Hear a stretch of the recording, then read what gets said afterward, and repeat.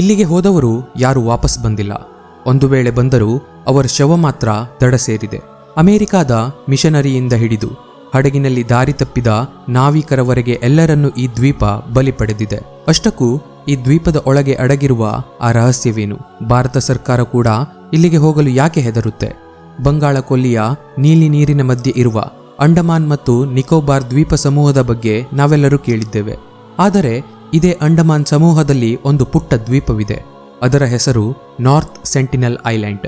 ಈ ದ್ವೀಪದ ಸುತ್ತಮುತ್ತಲಿನ ಸಮುದ್ರ ಎಷ್ಟು ಸುಂದರವಾಗಿ ಕಾಣುತ್ತದೆಯೋ ಅಷ್ಟೇ ಅಪಾಯಕಾರಿ ರಹಸ್ಯಗಳು ಈ ದ್ವೀಪದ ಒಳಗೆ ಅಡಗಿವೆ. ಇಲ್ಲಿ ವಾಸಿಸುವ ಜನರನ್ನ ಸೆಂಟಿನೆಲೀಸ್ ಟ್ರೈಬ್ ಎಂದು ಕರೆಯಲಾಗುತ್ತೆ. ಇವರು ಯಾರು, ಎಲ್ಲಿಂದ ಬಂದರು ಮತ್ತು ಇಂದಿಗೂ ಆಧುನಿಕ ಪ್ರಪಂಚದ ಸಂಪರ್ಕವಿಲ್ಲದೆ ಹೇಗೆ ಬದುಕುತ್ತಿದ್ದಾರೆ ಅನ್ನೋದೇ ಒಂದು ದೊಡ್ಡ ಮಿಸ್ಟರಿ. ಈ ದ್ವೀಪದ ಹತ್ತಿರ ಹೋಗಲು ಯಾರಿಗೂ ಧೈರ್ಯವಿಲ್ಲ. ಹೋದವರು ವಾಪಸ್ ಬಂದ ಉದಾಹರಣೆಗಳು ಕೂಡ ಬಹಳ ಕಡಿಮೆ. ಸುಮಾರು 60,000 ವರ್ಷಗಳಿಂದ ಈ ಸೆಂಟಿನೆಲೀಸ್ ಬುಡಕಟ್ಟು ಜನಾಂಗದವರು ಇಲ್ಲಿ ವಾಸಿಸುತ್ತಿದ್ದಾರೆ ಎಂದು ವಿಜ್ಞಾನಿಗಳು ಹೇಳುತ್ತಾರೆ. ಅಂದರೆ ಇಡೀ ಪ್ರಪಂಚ ಬದಲಾಗುತ್ತಿದ್ದರು, ನಾಗರಿಕತೆ ಬೆಳೆಯುತ್ತಿದ್ದರು, ಈ ಜನರು ಮಾತ್ರ ಇಂದಿಗೂ ಶಿಲಾಯುಗದ ಕಾಲದಲ್ಲೇ ಬದುಕುತ್ತಿದ್ದಾರೆ. ಇವರಿಗೆ ಬೆಂಕಿಯನ್ನ ಹೇಗೆ ತಯಾರಿಸಬೇಕು ಅನ್ನೋದು ಕೂಡ ತಿಳಿದಿಲ್ಲವೆಂದು ಕೆಲವು ವರದಿಗಳು ಹೇಳುತ್ತವೆ. ಆದರೆ ಇವರ ಬಗ್ಗೆ ನಮಗೆ ಸಿಕ್ಕಿರುವ ಮಾಹಿತಿ ಬಹಳ ಕಡಿಮೆ. ಯಾಕಂದ್ರೆ ಇವರು ಹೊರಗಿನ ಜಗತ್ತನ್ನ ತೀವ್ರವಾಗಿ ದ್ವೇಷಿಸುತ್ತಾರೆ. ಇವರ ದ್ವೀಪದ ಹತ್ತಿರ ಯಾವುದೇ ಬೋಟ್ ಅಥವಾ ಹೆಲಿಕಾಪ್ಟರ್ ಹೋದರೂ ಕೂಡ ಇವರು ಬಿಲ್ಲು ಬಾಣಗಳನ್ನು ಹಿಡಿದು ದಾಳಿ ಮಾಡಲು ಸಿದ್ಧರಾಗ್ತಾರೆ. ಈ ದ್ವೀಪಕ್ಕೆ ಹೋಗೋದು ಅಂದರೆ ಸಾವಿನ ಜೊತೆ ಸರಸವಾಡಿದಂತೆ. ಭಾರತ ಸರ್ಕಾರ ಕೂಡ ಈ ದ್ವೀಪದ 5 ಕಿಲೋಮೀಟರ್ ವ್ಯಾಪ್ತಿಯೊಳಗೆ ಯಾರು ಹೋಗಬಾರದು ಅಂತ ಕಟ್ಟುನಿಟ್ಟಿನ ಕಾನೂನು ಮಾಡಿದೆ. ಈ ರಕ್ಷಣೆ ಕೇವಲ ಆ ಬುಡಕಟ್ಟು ಜನರಿಗಾಗಿ ಮಾತ್ರವಲ್ಲ, ಅಲ್ಲಿಗೆ ಹೋಗುವ ಸಾಮಾನ್ಯ ಜನರ ಪ್ರಾಣ ಉಳಿಸಲು ಕೂಡ ಮಾಡಲಾಗಿದೆ. ಈ ದ್ವೀಪದ ಮಿಸ್ಟರಿ ಶುರುವಾಗಿದ್ದು 18ನೇ ಶತಮಾನದಲ್ಲಿ. ಬ್ರಿಟಿಷರ ಆಳ್ವಿಕೆಯ ಕಾಲದಲ್ಲಿ ಎಷ್ಟೋ ಹಡಗುಗಳು ಈ ದ್ವೀಪದ ಹತ್ತಿರ ಹೋಗಿ ಕಾಣೆಯಾಗಿವೆ. 1867ರಲ್ಲಿ ನಿನೋವಾ ಎನ್ನುವ ಒಂದು ವ್ಯಾಪಾರಿ ಹಡಗು ಈ ದ್ವೀಪದ ಹತ್ತಿರ ಹಾನಿಗೊಳಗಾಯಿತು. ಅದರಲ್ಲಿ ಸುಮಾರು 100ಕ್ಕೂ ಹೆಚ್ಚು ಜನರಿದ್ದರು. ಅವರು ದ್ವೀಪದ ದಡಕ್ಕೆ ಸೇರಿದಾಗ ಅಂದುಕೊಂಡಿದ್ದು ನಮಗೆ ಸಹಾಯ ಸಿಗುತ್ತದೆ ಅಂತ. ಆದರೆ ಅಲ್ಲಿಂದ ಹೊರಬಂದ ಬುಡಕಟ್ಟು ಜನರು ಅವರ ಮೇಲೆ ಬಾಣಗಳ ಮಳೆ ಸುರಿಸಿದರು. ಅದೃಷ್ಟವಶಾತ್ ಬ್ರಿಟಿಷ್ ನೌಕಾಪಡೆ ಬಂದು ಅವರನ್ನ ಕಾಪಾಡಿತು. ಈ ಘಟನೆಯ ನಂತರವೇ ಈ ದ್ವೀಪದ ಮೇಲೆ ಇಡೀ ಪ್ರಪಂಚದ ಕಣ್ಣು ಬಿತ್ತು. ಅಂದಿನಿಂದ ಇಂದಿನವರೆಗೂ ಎಷ್ಟೋ ಜನರು ಈ ದ್ವೀಪದ ರಹಸ್ಯ ತಿಳಿಯಲು ಪ್ರಯತ್ನ ಪಟ್ಟಿದ್ದಾರೆ. ಆದರೆ ಪ್ರತಿಯೊಂದು ಪ್ರಯತ್ನವೂ ಒಂದಲ್ಲ ಒಂದು ಅನಾಹುತದಲ್ಲೇ ಕೊನೆಗೊಂಡಿದೆ. ಕೆಲವು ಫೋಟೋಗಳು ಮತ್ತು ವಿಡಿಯೋಗಳಲ್ಲಿ ಕಂಡುಬರುವಂತೆ ಇವರು ತುಂಬಾ ಶಕ್ತಿಯುತರಾಗಿದ್ದಾರೆ ಮತ್ತು ಕಾಡಿನ ಸಂಪನ್ಮೂಲಗಳನ್ನು ಬಳಸಿಕೊಂಡು ಬದುಕುವುದು ಇವರಿಗೆ ಗೊತ್ತಿದೆ. ಇವರ ದೈಹಿಕ ಆಕಾರ ಮತ್ತು ಚರ್ಮದ ಬಣ್ಣ ಆಫ್ರಿಕಾದ ಮೂಲ ನಿವಾಸಿಗಳನ್ನು ಹೋಲುತ್ತೆ. ಇದು ಅವರು ಸಾವಿರಾರು ವರ್ಷಗಳ ಹಿಂದೆ ಆಫ್ರಿಕಾದಿಂದ ವಲಸೆ ಬಂದಿರಬಹುದು ಅನ್ನೋ ಸುಳಿವು ನೀಡುತ್ತೆ. ಇಲ್ಲಿ ನಡೆದ ಒಂದು ಅತಿದೊಡ್ಡ ಘಟನೆ ಅಂದರೆ ಮೋರಿಸ್ ವಿಡಾಲ್ ಫೋರ್ಟ್ಮ್ಯಾನ್ ಎಂಬ ಬ್ರಿಟಿಷ್ ಅಧಿಕಾರಿಯ ಸಾಹಸ. ಈತ 1880ರಲ್ಲಿ ದೊಡ್ಡ ಸೈನ್ಯದೊಂದಿಗೆ ಈ ದ್ವೀಪಕ್ಕೆ ನುಗ್ಗಿದ್ದ. ಅಲ್ಲಿಗೆ ಹೋದಾಗ ಅವನಿಗೆ ಕಾಣಿಸಿದ್ದು ಖಾಲಿ ಇರುವ ಗುಡಿಸಲುಗಳು ಮಾತ್ರ. ಅಲ್ಲಿನ ಜನರು ಕಾಡಿನೊಳಗೆ ಅಡಗಿಕೊಂಡಿದ್ದರು. ಪೋರ್ಟ್ಮ್ಯಾನ್ ಅಲ್ಲಿಂದ 2 ವಯಸ್ಸಾದವರು ಮತ್ತು 4 ಮಕ್ಕಳನ್ನು ಅಪಹರಿಸಿ ಪೋರ್ಟ್ ಬ್ಲೇರ್ಗೆ ಕರೆದುಕೊಂಡು ಬಂದ. ಅವನ ಉದ್ದೇಶ ಇವರಿಗೆ ಆಧುನಿಕ ಜೀವನದ ಬಗ್ಗೆ ತಿಳಿಸಿ ನಂತರ ಅವರ ಮೂಲಕ ದ್ವೀಪದ ಜನರನ್ನ ಸ್ನೇಹ ಮಾಡುವುದು ಆಗಿತ್ತು. ಆದರೆ ಆ ವಯಸ್ಸಾದವರು ಸ್ವಲ್ಪ ದಿನದಲ್ಲೇ ಅನಾರೋಗ್ಯದಿಂದ ತೀರಿ ಹೋದರು. ಹೊರಗಿನ ಪ್ರಪಂಚದ ರೋಗ ನಿರೋಧಕ ಶಕ್ತಿ ಅವರಲ್ಲಿ ಇರಲಿಲ್ಲ. ಕೊನೆಗೆ ಫೋರ್ಟ್ಮ್ಯಾನ್ ಆ ಮಕ್ಕಳನ್ನ ವಾಪಸ್ ದ್ವೀಪಕ್ಕೆ ಬಿಟ್ಟು ಬಂದ. ಈ ಘಟನೆಯು ಅವರ ಐಸೋಲೇಷನ್ ಪ್ರಕ್ರಿಯೆಯನ್ನ ಮತ್ತಷ್ಟು ಗಟ್ಟಿಗೊಳಿಸಿತು. ಅವರು ತಮಗೆ ತಾವೇ ಒಂದು ರಕ್ಷಣಾ ಗೋಡೆಯನ್ನ ನಿರ್ಮಿಸಿಕೊಂಡರು. ಇನ್ನೊಂದು ಭಯಾನಕ ಇನ್ಸಿಡೆಂಟ್ ನಡೆದಿದ್ದು 1981ರಲ್ಲಿ.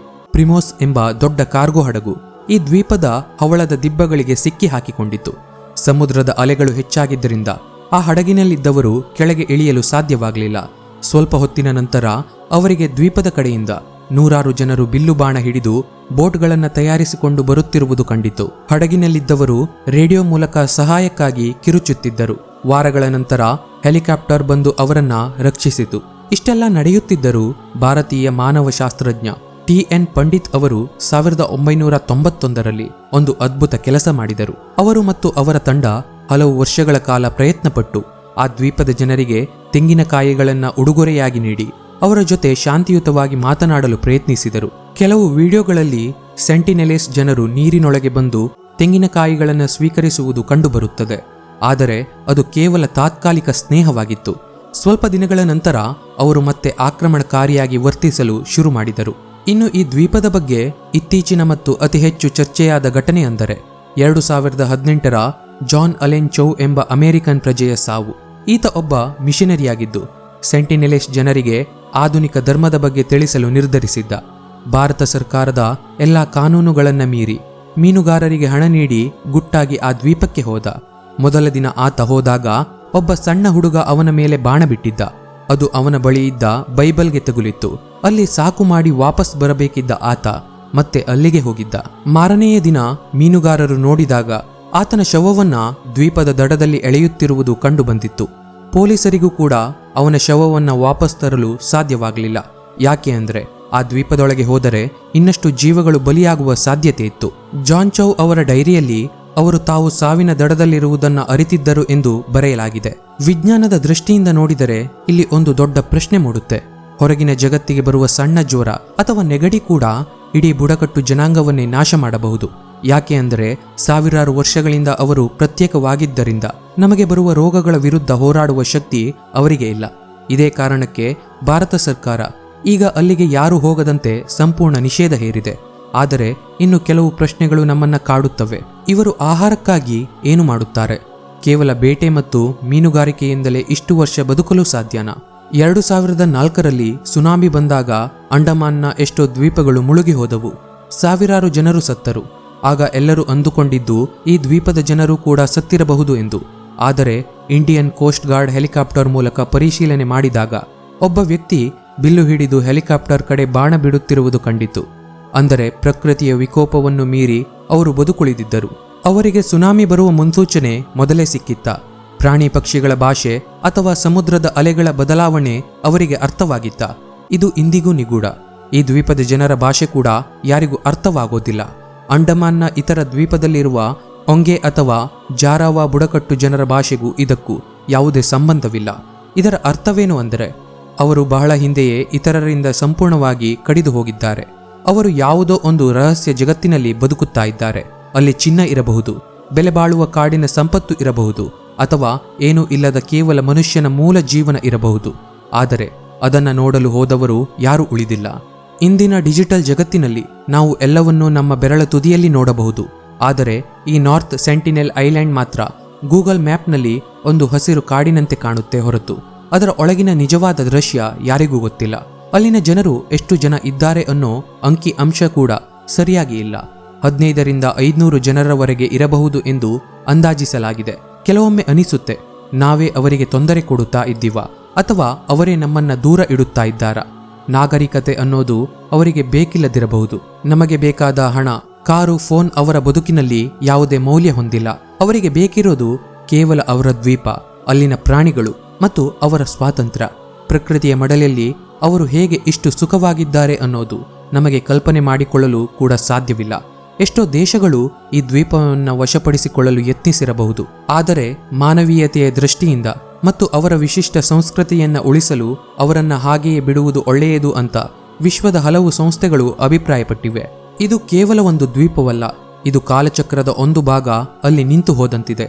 ಈ ಜನರು ನಮಗಿಂತ ಹೆಚ್ಚು ನೆಮ್ಮದಿಯಿಂದ ಇದ್ದಾರೆಯೇ ಎನ್ನುವ ಅನುಮಾನ ಕಾಡುತ್ತಲೇ ಇದೆ. ನಮಗೆ ಹಸಿವಾದಾಗ ಹೋಟೆಲ್ ಬೇಕು, ಅವರಿಗೆ ಕಾಡೇ ಹೋಟೆಲ್. ನಮಗೆ ರಾತ್ರಿ ಬೆಳಕು ಬೇಕು, ಅವರಿಗೆ ಚಂದ್ರನ ಬೆಳಕೆ ಆಧಾರ. ಸಂಶೋಧಕರು ಹೇಳುವ ಪ್ರಕಾರ ನಾವು ಅವರನ್ನ ಗುಂಪು ಗುಂಪಾಗಿ ಭೇಟಿ ಮಾಡಲು ಹೋದರೆ ಅದು ಅವರ ಜನಾಂಗದ ಅಂತ್ಯಕ್ಕೆ ಕಾರಣವಾಗಬಹುದು. ಅತ್ತ ಅವರಿಗೆ ಆಧುನಿಕ ವೈದ್ಯಕೀಯ ಸೌಲಭ್ಯಗಳಿಲ್ಲ, ಇತ್ತ ನಮಗೆ ಅವರ ಶರೀರದ ರಚನೆ ಹೇಗಿದೆ ಎಂದು ತಿಳಿದಿಲ್ಲ. ಅವರು ನಮ್ಮನ್ನು ನೋಡಿ ದೈತ್ಯರೆಂದು ಭಾವಿಸುತ್ತಾರೋ ಅಥವಾ ದೆವ್ವಗಳೆಂದು ತಿಳಿಯುತ್ತಾರೋ ಗೊತ್ತಿಲ್ಲ. ಆದರೆ ಒಂದು ವಿಷಯ ಮಾತ್ರ ಸತ್ಯ, ಅವರು ತಮ್ಮ ಅಸ್ತಿತ್ವಕ್ಕಾಗಿ ಯಾವ ಮಟ್ಟದ ಹೋರಾಟಕ್ಕೂ ಸಿದ್ಧರಿದ್ದಾರೆ. ಭೂಮಿಯ ಮೇಲಿನ ಕೊನೆಯ ಅನ್ಕಾಂಟ್ಯಾಕ್ಟೆಡ್ ಟ್ರೈಬ್ ಎಂಬ ಹೆಗ್ಗಳಿಕೆ ಇವರದ್ದೇ ಆಗಿದೆ. ಬಹುಶಃ ಪ್ರಕೃತಿಯು ಕೆಲವು ರಹಸ್ಯಗಳನ್ನ ತನ್ನೊಳಗೆ ಹಾಗೆಯೇ ಮುಚ್ಚಿಡಲು ಬಯಸುತ್ತೆ ಅಂತ ಅನ್ಸುತ್ತೆ. ಅದರಲ್ಲಿ ಈ ನಾರ್ತ್ ಸೆಂಟಿನೆಲ್ ಐಲ್ಯಾಂಡ್ ಕೂಡ ಒಂದು. ಎಷ್ಟೋ ದೇಶಗಳ ರಾಜತಾಂತ್ರಿಕ ವಿಷಯಗಳಿಗಿಂತ ಈ ಸಣ್ಣ ದ್ವೀಪದ ಭದ್ರತೆ ನಮಗೆ ಮುಖ್ಯವಾಗಿದೆ. ಯಾಕೆ ಅಂದ್ರೆ ಅದು ಮಾನವ ವಿಕಾಸದ ಜೀವಂತ ಇತಿಹಾಸ. ಇನ್ನು ಈ ದ್ವೀಪದ ಕಥೆಯನ್ನ ಕೇಳಿದಾಗ ನಮಗೆ ಒಂದು ಕಡೆ ಕುತೂಹಲವಾದರೆ ಇನ್ನೊಂದು ಕಡೆ ಭಯವಾಗುತ್ತೆ. ಅಲ್ಲಿನ ಕಡಲ ತೀರದಲ್ಲಿ ಮರಳು ಬಿಳಿಯಾಗಿದೆ, ನೀರು ಸ್ಫಟಿಕದಂತೆ ಸ್ವಚ್ಛವಾಗಿದೆ. ಆದರೆ ಆ ಸೌಂದರ್ಯದ ಹಿಂದೆ ಮರಣದ ಭಯ ಅಡಗಿದೆ. ನಾವು ಬಳಸುವ ಯಾವುದೇ ಟೆಕ್ನಾಲಜಿ ಅಲ್ಲಿ ಕೆಲಸ ಮಾಡೋದಿಲ್ಲ. ಸ್ಯಾಟಲೈಟ್ ಫೋಟೋಗಳಲ್ಲೂ ಕೂಡ ಮರಗಳ ದಟ್ಟಣೆ ಇರೋದ್ರಿಂದ ಅಲ್ಲಿನ ಗುಡಿಸಲುಗಳನ್ನು ಪತ್ತೆ ಹಚ್ಚುವುದು ಕಷ್ಟ. ಇತಿಹಾಸದಲ್ಲಿ ಎಷ್ಟೋ ಜನರು ಅಲ್ಲಿಗೆ ಹೋಗಿ ವಾಪಸ್ ಬರದೇ ಇರೋದು ಆ ದ್ವೀಪಕ್ಕೆ ಒಂದು ಕೆಟ್ಟ ಬಿರುದನ್ನು ಕೊಟ್ಟಿದೆ. ಆದರೆ ಆ ಬುಡಕಟ್ಟು ಜನರಿಗೆ ಅದು ಅವರ ಸ್ವರ್ಗ. ಯಾರು ಬರದಂತೆ ಅವರು ಹಾಕಿರುವ ಬೇಲಿ ಅಷ್ಟೊಂದು ಗಟ್ಟಿಯಾಗಿದೆ. ಅವರ ಬಿಲ್ಲುಗಳು 10 ಅಡಿ ಉದ್ದವಿರುತ್ತದೆ ಎಂದು ಹೇಳಲಾಗುತ್ತೆ. ಅವುಗಳಿಂದ ಬಿಟ್ಟ ಬಾಣಗಳು ಅತಿ ವೇಗವಾಗಿ ಗುರಿ ತಲುಪುತ್ತವೆ. ಇದು ಅವರ ರಕ್ಷಣಾ ವ್ಯವಸ್ಥೆಯ ಒಂದು ಭಾಗ. ಈ ಐಲ್ಯಾಂಡ್ನ ಸುತ್ತಮುತ್ತಲಿನ ಹವಳದ ದಿಬ್ಬಗಳೂ ಸಹ ಒಂದು ರಹಸ್ಯ. ಈ ದಿಬ್ಬಗಳು ದೊಡ್ಡ ಹಡಗುಗಳು ಹತ್ತಿರ ಬರದಂತೆ ತಡೆಯುತ್ತವೆ. ಒಂದು ರೀತಿಯಲ್ಲಿ ಪ್ರಕೃತಿಯೇ ಅವರಿಗೆ ನೈಸರ್ಗಿಕವಾದ ಕೋಟೆಯನ್ನ ನಿರ್ಮಿಸಿಕೊಟ್ಟಿದೆ. ಅಲ್ಲಿ ಯಾವುದೇ ಖನಿಜ ಅಥವಾ ತೈಲ ನಿಕ್ಷೇಪಗಳಿವೆಯೇ ಎಂದು ತಿಳಿಯಲು ಯಾವ ಕಂಪನಿಗಳಿಗೂ ಧೈರ್ಯವಿಲ್ಲ. ಆ ದ್ವೀಪದ ಮಣ್ಣಿನ ಗುಣ ಹೇಗಿದೆ? ಅಲ್ಲಿ ಬೆಳೆಯುವ ಮರಗಿಡಗಳು ಪ್ರಪಂಚದ ಬೇರೆಲ್ಲೂ ಸಿಗದ ಔಷಧೀಯ ಗುಣಗಳನ್ನು ಹೊಂದಿವೆಯಾ? ಇವೆಲ್ಲವೂ ಕೇವಲ ಗಾಳಿಯಲ್ಲಿರುವ ಪ್ರಶ್ನೆಗಳು ಮಾತ್ರ. ಈ ದ್ವೀಪವು ನಮ್ಮ ಅಂಡಮಾನ್ ಸಮೂಹದಲ್ಲಿದ್ದರೂ ಅದು ತನ್ನದೇ ಆದ ಒಂದು ಪ್ರತ್ಯೇಕ ದೇಶದಂತೆ ಕಾರ್ಯನಿರ್ವಹಿಸುತ್ತದೆ. ಅಲ್ಲಿ ಅವರದ್ದೇ ಆದ ಕಾನೂನು, ಅವರದ್ದೇ ಆದೇಶ. ಮನುಕುಲದ ಇತಿಹಾಸದಲ್ಲಿ ನಾವು ಎಷ್ಟೋ ಬುಡಕಟ್ಟುಗಳನ್ನು ನಾಗರಿಕತೆಯ ಹೆಸರಿನಲ್ಲಿ ನಾಶ ಮಾಡಿದ್ದೇವೆ. ಆದರೆ ಸೆಂಟಿನೆಲೀಸ್ ಜನರು ಮಾತ್ರ ಅದಕ್ಕೆ ಅಪವಾದ. ಅವರು ನಮ್ಮನ್ನ ತಿರಸ್ಕರಿಸಿದ್ದಾರೆ. ಇದು ನಮಗೆ ಒಂದು ಪಾಠವನ್ನು ಕಲಿಸುತ್ತೆ. ಎಲ್ಲರಿಗೂ ನಮ್ಮ ತರಹದ ಬದುಕು ಇಷ್ಟವಿರೋದಿಲ್ಲ. ಕೆಲವರು ಕೇವಲ ಪ್ರಕೃತಿಯ ಮಡಿಲಲ್ಲಿ ಅನಾಮಧೇಯವಾಗಿ ಉಳಿಯಲು ಬಯಸುತ್ತಾರೆ. ಅವರು ನಮ್ಮಿಂದ ಏನನ್ನೂ ಬಯಸುತ್ತಿಲ್ಲ. ಹಾಗೆ ನಾವು ಕೂಡ ಅವರಿಂದ ಏನನ್ನೂ ಆಶಿಸಬಾರದು ಅನ್ನೋದು ಪ್ರಕೃತಿ ಪ್ರೇಮಿಗಳ ಮಾತು. ಆದರೆ ಇಂದಿನ ಕಮರ್ಷಿಯಲ್ ಜಗತ್ತಿನಲ್ಲಿ ಇಂತಹ ಜಾಗಗಳನ್ನು ಹಾಗೆಯೇ ಬಿಡುವುದು ಎಷ್ಟು ದಿನ ಸಾಧ್ಯ ಅನ್ನೋದು ದೊಡ್ಡ ಆತಂಕ. ದ್ವೀಪದ ಒಳಗಡೆ ಬಹುಶಃ ಅವರು ಹಾಡುಗಳನ್ನು ಹಾಡುತ್ತಿರಬಹುದು, ನೃತ್ಯ ಮಾಡುತ್ತಿರಬಹುದು, ಅಥವಾ ಅವರದೇ ಆದ ಪುರಾಣಗಳನ್ನ ಮಕ್ಕಳಿಗೆ ಹೇಳುತ್ತಿರಬಹುದು. ಅವರ ಕಣ್ಣಿಗೆ ನಮ್ಮ ವಿಮಾನಗಳು ಆಕಾಶದಲ್ಲಿ ಹಾರುವ ಲೋಹದ ಹಕ್ಕಿಗಳಂತೆ ಕಾಣುತ್ತಿರಬಹುದು. ಸಮುದ್ರದ ಆಳದಲ್ಲಿರುವ ಮೀನುಗಳಿಗೂ ಮತ್ತು ದ್ವೀಪದ ಕಾಡಿನ ಪ್ರಾಣಿಗಳಿಗೂ ಇವರು ಆತ್ಮೀಯ ಗೆಳೆಯರು. ಯಾವುದೇ ಆಧುನಿಕ ಆಯುಧಗಳಿಲ್ಲದೆ ಅವರು ಕಾಡು ಪ್ರಾಣಿಗಳ ಜೊತೆ ಹೇಗೆ ಬದುಕುತ್ತಿದ್ದಾರೆ ಅನ್ನೋದು ಒಂದು ಅದ್ಭುತ. ಅವರ ದೃಷ್ಟಿಯಲ್ಲಿ ಇಡೀ ಪ್ರಪಂಚ ಕೇವಲ ಆ ಪುಟ್ಟ ದ್ವೀಪ ಮಾತ್ರ. ನಾವು ಮುಂದುವರೆದಿರುವವರು ಎಂದು ಹೇಳಿಕೊಳ್ಳುವ ನಮಗೆ ಯುದ್ಧ, ದ್ವೇಷ, ಮಾಲಿನ್ಯದಂತಹ ಸಮಸ್ಯೆಗಳು ಬೆನ್ನತ್ತಿವೆ. ಆದರೆ ಆ ಜನರು ಸಾವಿರಾರು ವರ್ಷಗಳಿಂದ ಯಾವುದೇ ದೊಡ್ಡ ಯುದ್ಧಗಳಿಲ್ಲದೆ ಪ್ರಕೃತಿಯನ್ನು ಹಾಳು ಮಾಡದೆ ಬದುಕುತ್ತಿದ್ದಾರೆ. ಹಾಗಾದರೆ ನಿಜವಾಗಿಯೂ ಮುಂದುವರೆದವರು ಯಾರು? ನಾವು ಅಥವಾ ಅವರ ಪ್ರತ್ಯೇಕತೆಯೇ ಅವರ ಶಕ್ತಿ, ಅವರ ಮೌನವೇ ಅವರ ರಕ್ಷಣೆ. ಯಾರು ಇಲ್ಲದ ಆ ದ್ವೀಪದಲ್ಲಿ ಇವರು ಇಂದಿಗೂ ಸ್ವತಂತ್ರ ಹಕ್ಕಿಗಳಂತೆ ಬದುಕುತ್ತಾ ಇದ್ದಾರೆ. ವಿಜ್ಞಾನ ಎಷ್ಟೇ ಬೆಳೆದರೂ ಈ ದ್ವೀಪದ ರಹಸ್ಯ ಮಾತ್ರ ಒಂದು ದೊಡ್ಡ ಬಗೆಹರಿಯದ ಒಗಟಾಗಿ ಉಳಿದಿದೆ. ಇನ್ನು ಈ ದ್ವೀಪದ ಬಗ್ಗೆ ಎಷ್ಟೇ ಮಾಹಿತಿ ಕಲೆ ಹಾಕಿದರೂ ಅದು ಸಾಲಲ್ಲ. ಯಾಕೆ ಅಂದ್ರೆ ಅಲ್ಲಿನ ಪ್ರತಿ ಮರ, ಪ್ರತಿ ಕಲ್ಲು ಒಂದು ರಹಸ್ಯವನ್ನ ಅಡಗಿಸಿಕೊಂಡಿದೆ. ಮೀನುಗಾರರು ಹೇಳುವ ಪ್ರಕಾರ ರಾತ್ರಿ ಹೊತ್ತು ಅಲ್ಲಿನ ತೀರದಲ್ಲಿ ಬೆಂಕಿ ಉರಿಯುವುದು ಕಾಣಿಸುತ್ತದೆ ಅಂತೆ. ಆದರೆ ಅದು ಯಾವ ರೀತಿಯ ಬೆಂಕಿ ಮತ್ತು ಅವರು ಅದನ್ನ ಹೇಗೆ ಹಚ್ಚುತ್ತಾರೆ ಅನ್ನೋದು ಇಂದಿಗೂ ಗೊತ್ತಿಲ್ಲ. ಗೂಗಲ್ ಅರ್ತ್ನಲ್ಲಿ ಇಡೀ ದ್ವೀಪವನ್ನ ಜೂಮ್ ಮಾಡಿ ನೋಡಿದರೂ ಕೇವಲ ಹಸಿರು ಚಾವಣಿ ಮಾತ್ರ ಕಾಣಿಸುತ್ತೆ.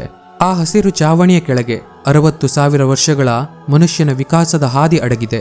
ನಮ್ಮ ನಾಗರಿಕತೆಯಿಂದ ಅವರು ದೂರ ಇರೋದು ಬಹುಶಃ ಅವರ ಅದೃಷ್ಟವೇ ಇರಬಹುದು. ಕೊನೆಯದಾಗಿ ಹೇಳಬೇಕು ಅಂದ್ರೆ ನಾರ್ತ್ ಸೆಂಟಿನೆಲ್ ಐಲ್ಯಾಂಡ್ ಈ ಆಧುನಿಕ ಪ್ರಪಂಚದ ಒಂದು ದೊಡ್ಡ ಸವಾಲು. ವಿಜ್ಞಾನದ ಮುಂದೆ ನಿಂತಿರುವ ಒಂದು ಪ್ರಶ್ನಾರ್ಥಕ ಚಿಹ್ನೆ. ನಾವೆಲ್ಲರೂ ಮುಂದುವರೆದಿದ್ದೇವೆ ಎಂದು ಬೀಗುತ್ತಿದ್ದೇವೆ. ಆದರೆ ಒಂದು ಸಣ್ಣ ದ್ವೀಪದ ಜನರನ್ನ ನಮಗೆ ಅರ್ಥ ಮಾಡಿಕೊಳ್ಳಲು ಸಾಧ್ಯವಾಗಿಲ್ಲ.